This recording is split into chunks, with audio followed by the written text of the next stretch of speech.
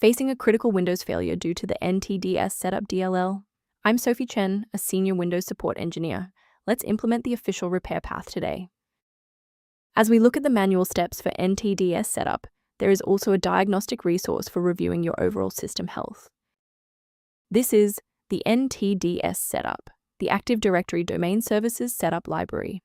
It manages the unmanaged orchestration of the DCPROMO process.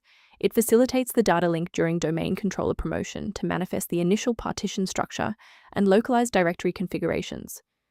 Now let's dive into the solution, starting with a standard reinstallation. This error points toward a deeper conflict within the Windows system binaries. I recommend running sfc/scan now from an administrator command prompt to verify the integrity of protected files like Ntdssetup.dll and restore stability.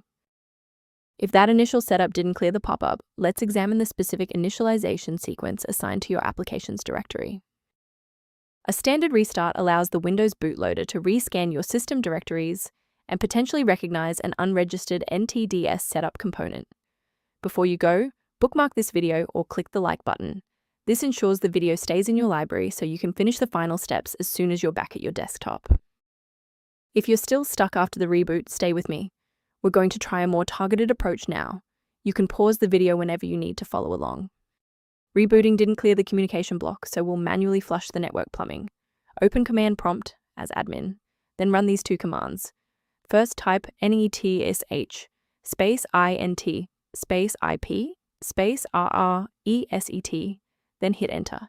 Second, type netsh space winsock space reset, then hit enter again. Why are we doing this?